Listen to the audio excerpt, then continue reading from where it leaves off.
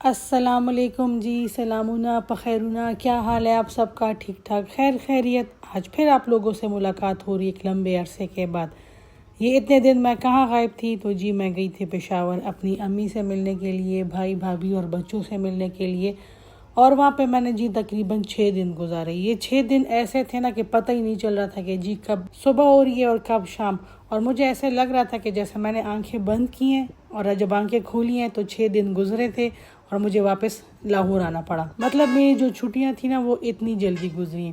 اچھا، اس دفعہ پشاور والے ٹرپ میں نہ میں پشاور صدر گئی ہوں، نہ میں کارخانہ مارکیٹ گئی ہوں، اور نہ ہی میں کسی اور جگہ گئی ہوں۔ یہ 6 کے 6 دن جو تھے نا تو یہ گھر پہ ہی گزارے تھے۔ میں اکثر جب انسٹاگرام سٹوریز پہ شیئر کر رہی ہوتی ہوں نا کہ میں پشاور جا رہی ہوں، تو بہت سے مجھے میسیجز آتے ہیں کہ آپ کتنی لکی ہیں، آپ ہر مہینے بعد یا 2 مہینے بعد پشاور جاتی ہیں، ہمیں تو 6 مہینے پرمیشن نہیں ملتی اپنے گھر جانے کی۔ تو آج کی اس ویڈیو میں آپ کو بتاؤں گی کہ میں اتنا فریکوینٹلی پشاور کیوں جاتی ہوں۔ اچھا، ویڈیو کو باقاعدہ سٹارٹ کرنے سے پہلے آپ لوگ یہ دیکھ لیں کہ قدر کہار میں اس ٹائم اتنا حسین موسم تھا نا کہ آپ کی سوچ ہے، ٹھنڈی ہوا چل رہی تھی اور بس لگ رہا تھا کہ ابھی بادل پھٹیں گے اور بارش سٹارٹ ہو جائے گی۔ میرے بابا مرحوم جب بھی اس طرح کا موسم دیکھتے تھے تو کہتے تھے چدے آسمان رڑ چدے آگا ڈکتے اور بس اس بوری گی۔ تو میں جب بھی اس طرح کے بادل دیکھتی ہوں تو مجھے ہمیشہ بابا کی باتیں یاد آتی ہیں۔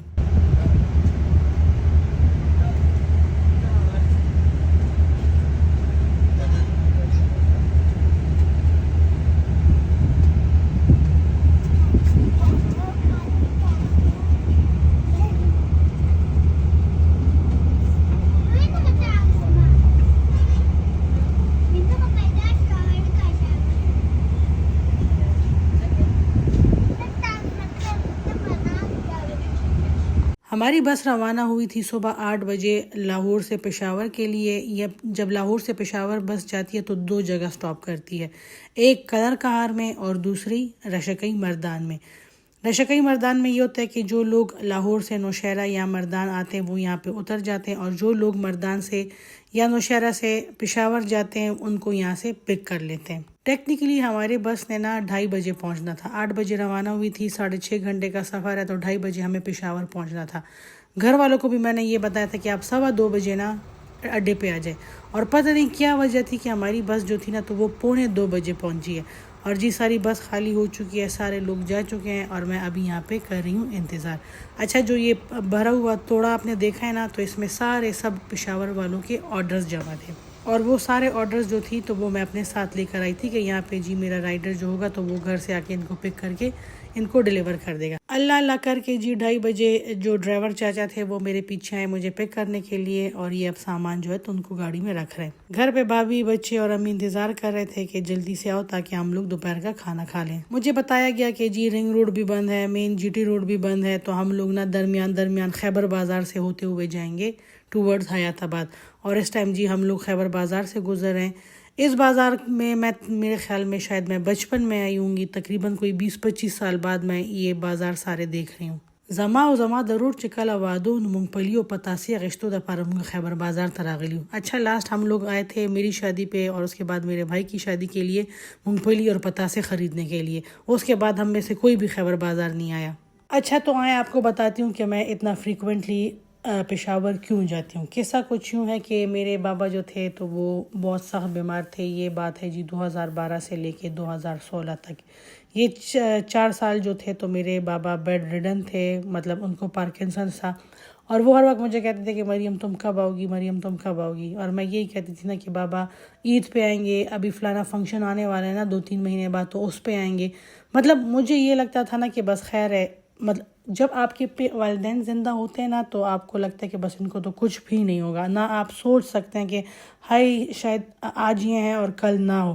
تو میرا بھی یہ تھا کہ بس میں کہتی تھی کہ یہ گھر کے کام ہے، یہ کرنا ہے، بچوں کو اسکول سے پک اینڈ ڈراپ کرنا ہے، اگر میں چلی گئی تو یہ کام کیسا ہوگا، وہ کام کیسا ہوگا، اور بس اسی وجہ سے یا میں عید پہ جاتی تھی پشاور، یا کوئی خاص اسپیشل اوکیزن ہوتا تھا، شادی وغیرہ فنکشن وغیرہ، اس پہ نارملی میں آتی جاتی نہیں تھی، اس لیے کہ مجھے یہ لگتا تھا کہ بس میں گھر سے نکلوں گی اور پیچھے سے گھر میں اتنے سارے کام ہو جائیں گے۔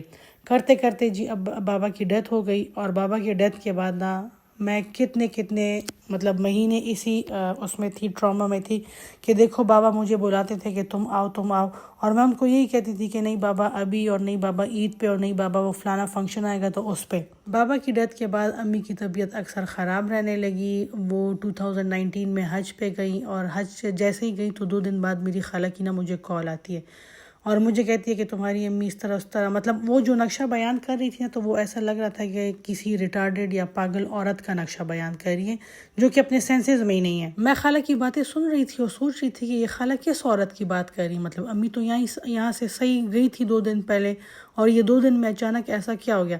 خیر میں نے بھائی کو کال کی جو کہ ڈاکٹر ہے، میں نے اسے کہا کہ دیکھو خالہ تو یہ کہہ رہی تھی، اور میں روئی جا رہی تھی، تو مجھے کہتا ہے کہ رونا ہو سکتا ہے امی ڈی ہائیڈریٹ ہو گئی ہوں، اور ڈی ہائیڈریشن کی وجہ سے اکثر ایسا ہوتا ہے۔ خیر بس وہ بہت مشکل ٹائم تھا، جیسے تیسے کر کے امی نے حج کی، اور امی جب حج سے واپس آئی تو امی میں اب نارمل سویلنگ ہو چکی تھی۔ امی کی آنکھیں جو تھی تو وہ بالکل پیلی، اور امی کلر بھی ان کا بالکل پیل تھا۔ جب ڈاکٹر کے پاس لے کے گئے تو انہوں نے کہا کہ جی ان کو تو لیور سیروسس ہیں، اور چونکہ وہ ڈائبیٹک بھی ہیں، باقی بھی ہیلتھ ایشوز ہیں، اور جس کی وجہ سے ان کا لیور ٹرانسپلانٹ بھی نہیں ہو سکتا۔ مطلب ان کی اتنی میزریبل کنڈیشن تھی۔ ان کے رپورٹس ہم لوگوں نے باہر بھیجوائے، وہاں سے بھی ڈاکٹرز نے کہا کہ نہیں آپ نے ان کی سرجری نہیں کرانی، اس لیے کہ اتنی زیادہ ویک ہے کہ یہ ریکور ہی نہیں کر پائیں گی۔ اچھا جی، جب گھر آئی تو یہ بھابھی نے کھانا تیار کیا ہوا تھا جس میں یہ نسیم نے بینگن بنائے تھے۔ نسیم بہت مزے کے بینگن بناتے ہیں۔ ساتھ میں جی مرغ چنے تھے، اور ساتھ میں مونگ مسور کی دال تھی۔ چاول بھی تھے لیکن وہ میں نے جلدی ویڈیو بنا لی، اور چاول اس کے بعد آئے۔ میری بھابھی نے کہا کہ کھانا ابھی لائٹ کھاؤ، شام کی چائے کے ساتھ۔ میں نے خوب اہتمام کیا ہوا، اس لیے یہ ہلکا پھلکا کھانا جو تھا تو یہ ہم لوگوں نے دوپہر کو کھایا۔ اچھا جی، امی پشاور والے ڈاکٹرز نے بھی کہا کہ ان کی ریکوری جو ہے تو امپاسبل ہے۔ باہر بھی ڈاکٹرز نے کہا کہ ان کی ریکوری جو ہے تو وہ امپاسبل ہے، کیونکہ یہ ڈائبیٹک بھی ہیں اور یہ اتنی زیادہ ویک ہیں کہ ان کو اگر جب انیستھیزیا دیا جائے گا تو یہ ریکور ہی نہیں کر پائیں گی۔ اور دوسرا یہ کہ اگر کٹس وغیرہ لگیں گے تو ان کی بلیڈنگ ہی نہیں رکے گی، کیونکہ جو ڈائبٹیز ہے وہ انکنٹرولڈ ہے۔ اچھا، یہ وہ ساری چیزیں ہیں جو میں لاہور سے لے کر آئی تھی، اور ابھی میرے رائڈر نے آنا تھا اور ان کو جن کے آرڈرز تھے ان کو ڈسٹریبیوٹ کرنا تھا، مطلب ان کو ڈیلیور کرنا تھا۔ اچھا، میرے بابا کی جب ڈیتھ ہو رہی تھی تو میرا بھائی جو تھا وہ پی ایچ ڈی کرنے جرمنی گیا ہوا تھا، میں لاہور میں تھی، اور ہم دونوں کو یہ ریگریٹ ساری عمر رہے گا کہ ہم لوگ آخری ٹائم میں بابا سے نہیں ملے۔ خیر میرے بھائی نے کہا کہ جو بھی ہو میں ٹرانسپلانٹ کراؤں گا، مطلب جہاں تک ممکن ہو سکے گا اپنی ہر ممکن کوشش کروں گا، یہ نہ ہو کہ بعد میں امی کی کیس میں بھی ریگریٹ کروں کہ ہم لوگوں نے کچھ کیا نہیں۔ ہم لوگ امی کو لے کے گئے قائد اعظم انٹرنیشنل ہاسپٹل، وہاں پہ ہمیں ایک بہت ہی اچھے ڈاکٹرز کی ٹیم ملی۔ انہوں نے کہا کہ جی ہاں رسک ہے، لیکن چونکہ آپ لوگ کرانا چاہتے ہیں تو ہم لوگ یہ سرجری کر لیں گے۔ میرا بلڈ گروپ امی کے ساتھ میچ نہیں ہو رہا تھا، میری بہن کا فیٹی لیور تھا۔ ڈاکٹر نے کہا تھا کہ ہم اگر آپ کو ٹریٹ کریں گے پہلے تو اس میں 2 سے 3 مہینے لگ جائیں گے، اور اس کے بعد جب آپ کا لیور لیں گے اور امی کو لگائیں گے تو تب تک شاید اللہ نہ کرے امی نہ بچے۔ بس آخر میں لاسٹ آپشن جو تھی تو وہ میرے بھائی کی تھی۔ اچھا، ہمارا بھائی جو ہے تو وہ اکلوتا بھائی ہے، ہم لوگ 2 بہنیں۔ امی کو ہم لوگوں نے نہیں بتایا تھا کہ آپ کو بھائی جو ہے تو وہ لیور دے رہا ہے، ورنہ وہ کبھی بھی آپریشن کے لیے نہیں مانتی۔ ہمارے بہت سے ایسے ریلیٹیوز تھے جنہوں نے ظاہر ہے ان کو پتہ تھا کہ یہ سرجری جو ہے تو بہت زیادہ کمپلیکیٹڈ ہے، باقی جو امی کی کنڈیشن ہے ان کے سروائیول کے چانسز جو ہے تو وہ مطلب نیگیٹو ہیں، پازیٹیو نہیں ہے۔ ڈاکٹرز نے ہمیں بتایا کہ جو لیور جس کو لگتا ہے لیور اس کی ریکوری جلدی ہوتی ہے، اور جو ڈونیٹ کرتا ہے لیور تو اس کی ریکوری میں ٹائم لگتا ہے۔ اس وجہ سے بہت سے لوگوں نے، بہت سے ریلیٹیوز نے میرے بھائی کو منع کیا کہ تم گھر کے اکلوتے مرد ہو، ظاہر بابا بھی نہیں ہیں اور ہم 2 بہنیں، تو اگر کچھ ہو گیا تو یہ جنازہ وغیرہ یہ سب کچھ کون مینیج کرے گا۔ میرے بھائی نے کہا کہ نہیں جو بھی ہوگا میں نے یہ سرجری ہر حال میں کرانی ہے۔ اچھا، آپ کو جو یہ پائی نظر آ رہی ہے یہ میری بھابھی نے خود بیک کیا ہے، اور وہ ماشاءاللہ پشاور میں اس کا بزنس کری، اور اس کے ان چکن پائز کی بہت زیادہ ڈیمانڈ ہے پشاور میں۔ اور یہ جس دن میں پہنچی تھی اسی دن ہماری شام کی چائے بھی تھی، اور آپ اس کو ڈنر بھی کہہ سکتے ہیں۔ خیر اللہ کر کے سرجری ہو گئی۔ اچھا، 13 آورس کی یہ سرجری تھی جو صبح 6 بجے سے سٹارٹ ہوئی تھی، اور شام 7 بجے کے بعد جی ہمیں پتہ چلا کہ جی امی کا بھی آپریشن سکسیسفل ہو گیا، اور بھائی بھی ماشاءاللہ خیر سے۔ یہ 13 آورز میں نے، میری بہن نے اور میری بھابھی نے ایسے گزارے تھے آپریشن تھیٹر کے باہر جیسے قیامت گزر رہی ہو ہم پہ۔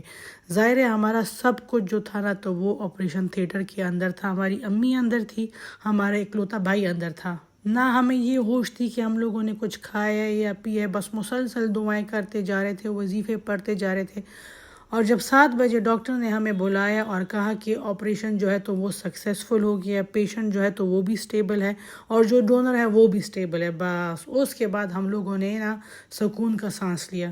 سرجری سے پہلے بھی ظاہر کافی ساری باتیں تھیں، سرجری کے بعد بھی کافی ساری باتیں تھیں، کمپلیکیشنز تھی، لیکن ہمیں یہ تسلی تھی کہ آپریشن جو ہے تو وہ سکسیسفل ہو گیا ہے اور ہمارا بھائی بھی ٹھیک ہے اور ہماری امی بھی ٹھیک ہے۔ ہمارے لیے کسی معجزے سے کم نہیں کہ ہماری امی، ہماری ماں ہمارے ساتھ ہے، وہ ماں جس کو تقریباً سارے ڈاکٹرز نے جواب دے دیا تھا کہ ان کی ریکوری جو ہے تو وہ امپاسبل ہے، ان کی سرجری امپاسبل ہے، ان کی کنڈیشن اتنی خراب ہے، لیکن میرے بھائی نے توکل کیا، اللہ پہ بھروسہ کیا اور اتنا بڑا ڈیسیجن جو ہے تو وہ اس نے لے لیا کہ نہیں جی میں نے یہ سرجری کرانی ہے اور میں نے اپنا ہی لیور جو ہے تو امی کو ڈونیٹ کرنا ہے۔ اور چونکہ ہم پہ یہ سخت وقت گزر چکا ہے، اس لیے جب بھی مجھے موقع ملتا ہے نا تو میں پشاور لازمی جاتی ہوں تاکہ میں امی کو مل سکوں، امی کو دیکھ سکوں اور ان کے ساتھ ٹائم جو ہے تو وہ اسپینڈ کر سکوں۔ تو یہ وجہ ہے میرا بار بار پشاور جانے کی۔ اچھا، میں جب پشاور میں تھی تو دا براؤنی بیک شاپ کی طرف سے مجھے ایک PR ریسیو ہوا تھا۔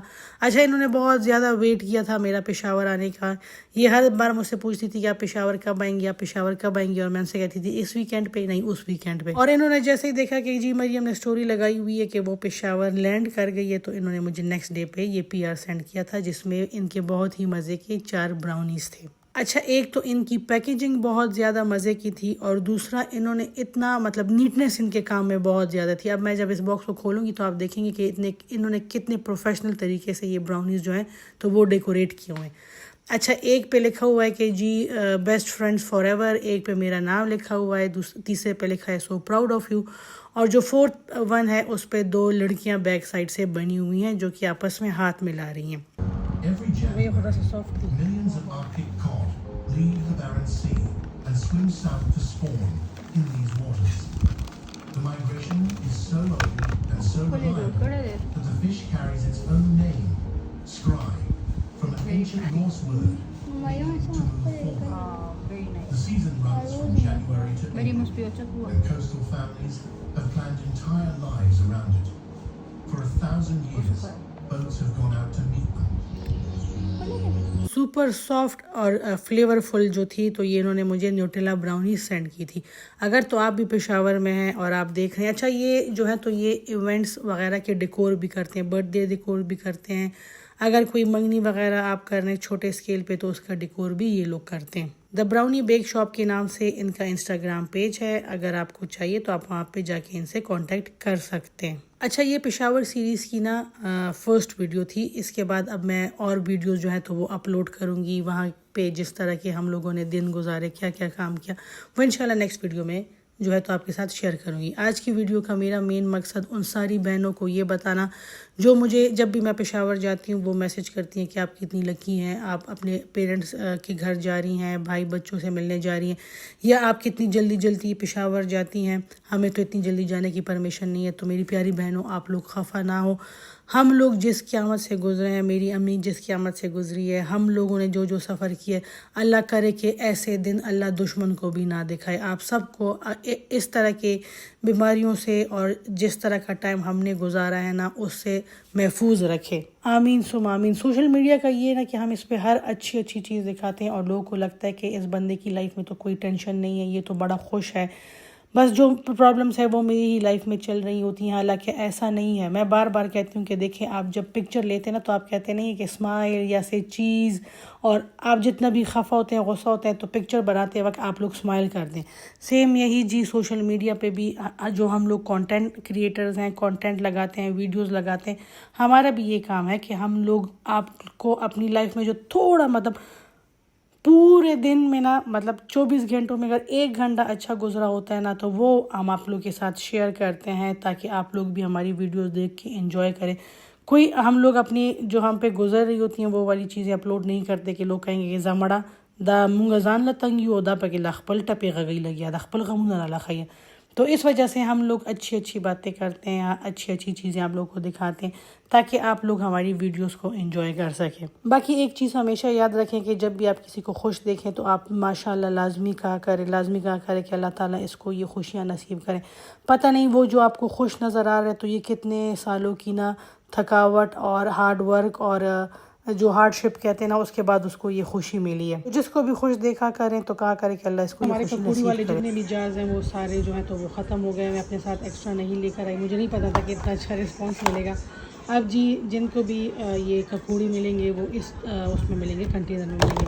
بائی چانس میرے پاس خالی یہ 3 اسٹیکرز جو ہیں تو وہ ہیں، تو خالی 3 جو کنٹینرز ہیں اس پہ یہ اسٹیکرز لگیں گے. باقی سارے کنٹینرز جو ہیں تو وہ وداؤٹ اسٹیکرز ہی آپ کو ریسیو ہوں گے. چلے کوئی نہیں، اب اس دفعہ گزارا کر لیں. نیکسٹ ٹائم میں پھر جب لاہور سے پراپر طریقے سے بھیجوں گی تو وہ آپ کو جار میں ریسیو ہوں گے اور ان پہ پراپر اسٹیکرز لگے ہوں گے. اچھا، میں نے 6 دن پشاور میں گزارے اور 6 دن جی میں نے ڈیلی غنزاقی بنائے. اپنے ساتھ جو میں سٹاک لے کر آئی تھی وہ سارا پہلے دن ہی سولڈ آؤٹ ہو گیا. اور اس کے بعد جی ہر کوئی کہہ رہا تھا، کوئی کہتا کہ مجھے 2 ڈبے بھیجو، کوئی کہہ رہا تھا کہ 3 ڈبے بھیجو. نو بس ماں خالی غنزاقی پکڑی دی پشاور کیا. چلے جی انشاءاللہ ملاقات ہوگی پشاور سیریز کے ایپیسوڈ نمبر 2 میں کل یا پرسوں. اور امید کرتی ہوں کہ آج کی ویڈیو آپ کو پسند آئی ہوگی. اس طرح کی مزید ویڈیوز دیکھنے کے لیے میرے ساتھ جڑے رہیے تھرو میرے یوٹیوب چینل کے. خیال ساتھ ہے. اللہ پامان.